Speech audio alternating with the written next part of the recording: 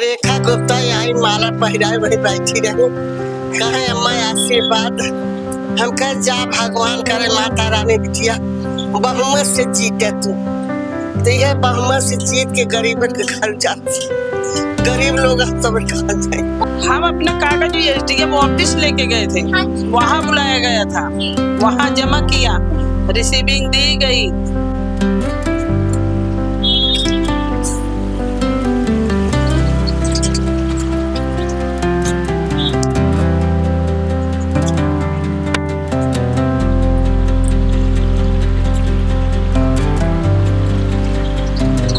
Notice पे notice, notice पे notice, परसों से नोटिस पे नोटिस, दो तीन बार नोटिस लगा रहे हैं। ए रेखा गुप्ता, हमारे घर तोड़ रही है, आप हमारे घर में रखोगे? अगर आप हमारे घर तोड़ रहे हो और घर पे तोड़ रहे हो तो नया घर ला के दो ना, जिसमें हम रहे। मरना तो यही, जैसे घर में ही मर जाओ, घर के साथ। देखिए, अभी मेरी मौजूदगी है शालीमार गांव में। देखिए, यहाँ से हम आपको लगातार खबर दिखा रहे हैं। हमने वो खबर भी दिखाई थी रिपोर्टर भारत के चैनल पर, जब इनके मकानों पर नोटिस लगा दिए गए थे। और देखिए कि आपको अपने पक्के कागज दिखाने पड़ेंगे।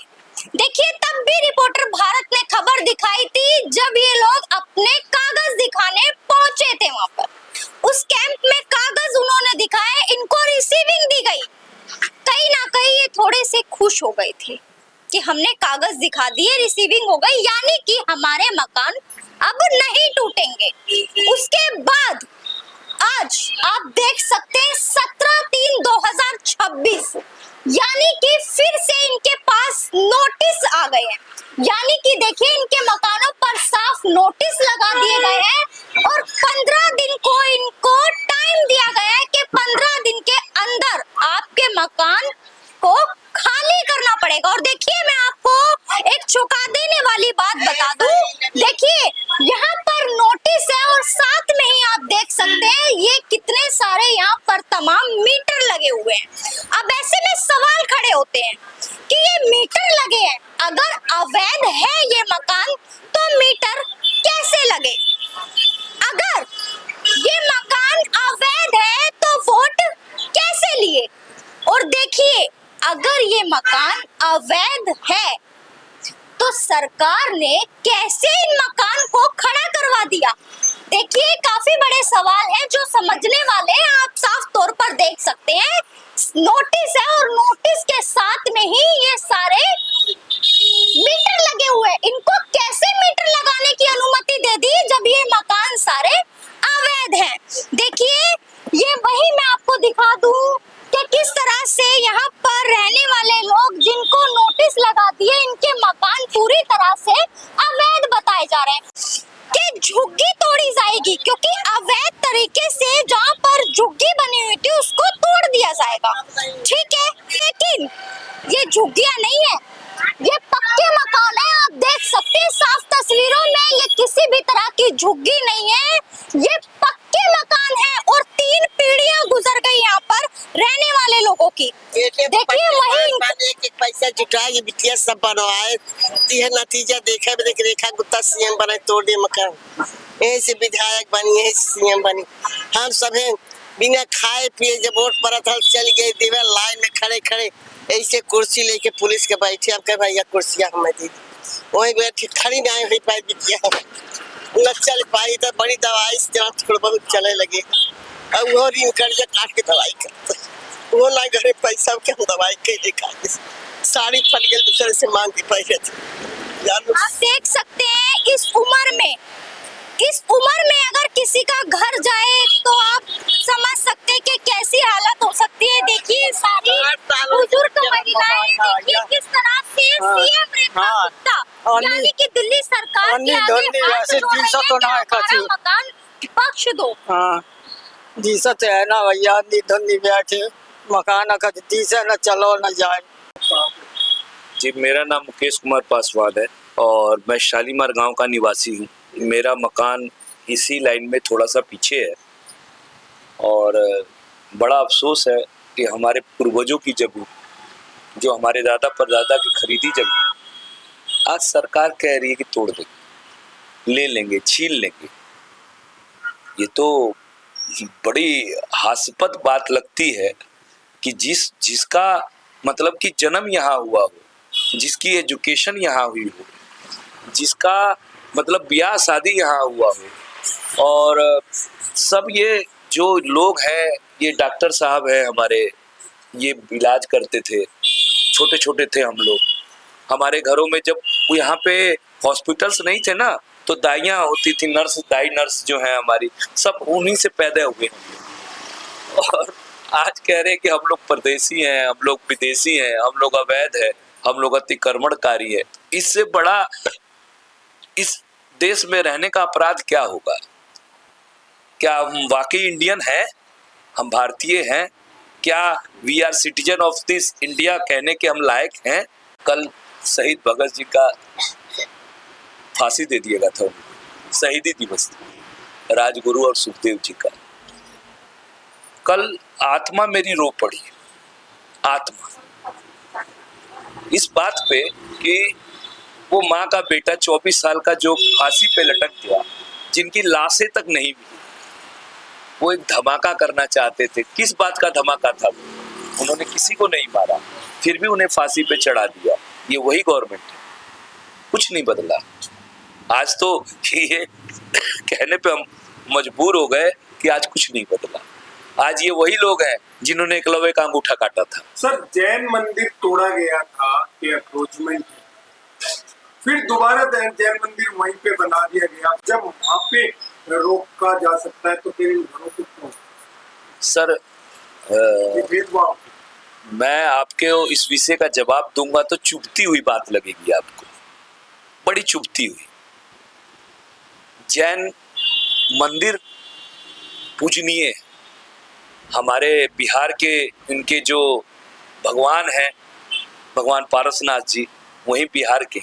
और मैं वहीं से थोड़ा सा, गया से 80 किलोमीटर पहले मेरा गांव है सासाराम, जहाँ के बाबू जगजीवन राम जी थे। तो वो समाज बनिया समाज ने अपना लिया। मैं अब जातिगत बात करने जा रहा हूं। वो बनिया समाज का मतलब कोई पर्सनल बनिया ना हो, पूंजीपति वर्ग। उस समाज ने उस समाज को एक्सेप्ट किया।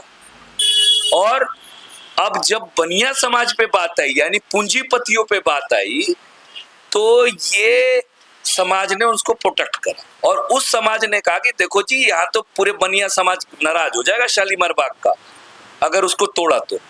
अब यहाँ ये दलितों का समाज है, सारे हम लोग मैं सीधा शब्द कह रहा हूँ, भंगी, चूड़ा, चमार जो ये लोग बोलते हैं, ये गांव उनका है। हम पासवान हैं, ये सारी हमारी पासवान की बहनें हैं। हमें टारगेट किया गया है, हमें निशाना बनाया गया है शेड्यूल कास्ट होने की वजह से। आज मैं कहने पे ये मजबूर हो गया। हमारी ये शिक्षा, हमारी ये दीक्षा सब व्यर्थ है, किसी काम की नहीं रह गई। मतलब आज ये जो यहाँ जहाँ आप बैठे हैं ना, यहाँ पे मतलब लैट्रिनें चलती थी, तैरती थी, गंदा नाला बहता था, और इधर कोई आता नहीं था डर के मारे, क्योंकि हम चमार, भंगी, डोम ये लोग रहते थे, हम शेड्यूल कास्ट के लोग रहते थे। तो इधर बड़े हीन दृष्टि से देखा जाता था। अब हमारी लॉटरी लग गई, रोड निकल गया, चकाचक हो गया सब कुछ। अब जैसे ही रोड निकला, इन पूंजीपतियों को हम आंखों में गड़ने लगे। ये फैक्ट है। ये पूंजीपति वर्ग तुड़वा रहे हैं। ये आज मैं कहने पे मैं फिर कह रहा हूं कि जात बनिया नहीं, वो बनिया समाज नहीं, ये पूंजीपति समाज। केवल शब्द बदले हैं, कौम वही है। ये अमीर लोग गरीबों को बिल्कुल नहीं देखना चाहते। अब उनको हमारी जरूरत नहीं। अच्छा, एक बात समझिएगा कि जब यहाँ पे इन लोगों को, हमारे को, इनको जब अपना लैट्रिन साफ करवाना था, तब तो इन्होंने हमें आवास दिया। और एक सर्वेंट नौकर को जगह दोगे ना जी। आज से अगर 1959 का आप नक्शा लेके आए हो यहाँ, बड़ा 1959 में रेखा गुप्ता जी माननीय जो हमारी मुख्यमंत्री हैं, वो नक्शा दिखा दे अपना कि वो कहाँ थी। और 1894 का आप हवाला देखिए, सर जब 1959 का नक्शा में तो वो भी अवैध होंगी, तब तो किसानों की जमीन थी, वो वहां तो खेती होता था, तो वो अपना नक्शा दिखा देना। सर ये एक बेहूदगी है, बदतमीजी है। हम गरीबों के साथ, हमारे वाल्मीकि समाज के साथ, हमारे अनुसूचित जाति के साथ आज मैं सारे शब्दों का प्रयोग कर रहा हूं। आज मैं कह रहा हूं कि हाँ मैं शेड्यूल कास्ट हूं। मान जाए, हम मान जाए और बता दे कि किस गांव का नक्शा में कागज होते हैं। और अगर ये भूमि 1894 के नक्शे के हिसाब से आपने इसको बंजर 1894 में दिखाया कि ये जमीन बंजर हो चुकी थी और आपने उसको रहने लायक बनाया। कोई बंजर जमीन पे एज ए कानूनन रूल्स है ना सर। तो जब 1894 में जब आपने ये जमीन बनाई कर दिया, तो आपने ये एक्ट क्यों नहीं बदला सर? 1894 में ब्रिटिश गवर्नमेंट का शासन था। थोड़ा कान खोल के गवर्नमेंट यार अपना चेक करो। तुम क्या हम गरीबों को मूर्ख बना रहे हो? मैं रेखा जी तो कुछ कहने और करने लायक है ही नहीं, उनसे तो अपील करने लायक भी मैं नहीं समझता, अब नहीं समझता सर। लेकिन शालीमार गांव के लोगों ने, जिनके पास कागज थे, उन्होंने कागज भी दिखाए, उसके बाद भी क्यों परेशान किया जा रहा है? सर एक मिनट, एक कहावत है, चोर के लिए ना कागज मायने नहीं है, बेईमान के लिए कागज मायने नहीं रखता और चोर के लिए ताला नहीं। ये बेईमान लोग, बेईमानों को अरे क्या मूर्खतापूर्ण हमारे कागज दिखाओ, कागज दिखाओ, कागज दिखाओ। अरे अगर हमारे कागज देखने हैं ना तो हम दिल्ली यूनिवर्सिटी से पास हैं, वो कागज देखो। तुम्हारा ये जो स्कूल है ना, प्राइमरी स्कूल, वहां के कागज देखो, वहां से हम पास आउट है। डॉक्टर रमेश चंद्र का नाम सुना होगा आपने, यहाँ रमेश डॉक्टर हैं, वो यहीं से पास थे।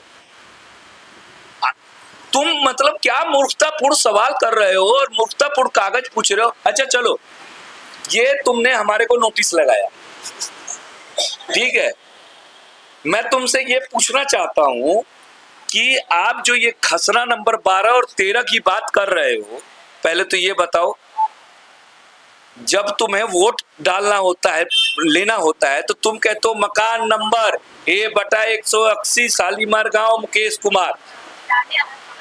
वोट लेने के टाइम तो हम शालीमार गांव निवासी, वोट लेते टाइम शालीमार गांव निवासी, और जब हमारे को नागरिकता छीननी हो तो अपने पेपर ले आओ। पता करें कि क्या बनवाएंगे क्या नहीं बनवाएंगे, बेटा सड़क चौड़ी करेंगे। अब हम खड़ी नहीं हो पाए, चौड़ी करेंगे हम सब। ऋण कर्जा बिटिया कार के 3 लाख रुपया देवे, अब 2 साल घर बनवाए ना है। रेखा गुप्ता आई माला पहराए वही बैठी रही, कहे अम्मा आशीर्वाद। हम कह जा भगवान करे माता रानी बिटिया बहुमत से जीते तू, तो यह बहुमत से जीत के गरीब के घर जाती। गरीब लोग हम सब कहाँ जाए। कौन सा मकान है माता जी आपका? हमारे में पीछे का है, पीछे का ये गली में जाबू ना, हाँ। तो 2 मकान है। 2 साल लाए बिटिया बुआर आए तब 2 साल हो का करी बेटवा का मुहत चिरौरी करते रेखा गुप्ता से कि गरीब का मकान थी। क्या उम्र है आपकी? हमारी 95 90 85 उम्र होती, 85 के। क्या कहना चाहते हैं? अब कहा था ये हाथ जोड़त है, जिद तोड़े मकान हमें सबके राह कहाँ जाएंगे बेटा? क्यों? अब जब मरना तो पड़ेगा ही, रोड पे आएंगे तब भी मरेंगे, कहाँ जाएंगे? मरना तो है ही। अब इनको अब जब घर में से निकाल लेंगे कहाँ जाएंगे? कहाँ जाएंगे? बता, मरना तो है ही, तो ऐसे घर में ही मर जाओ, घर की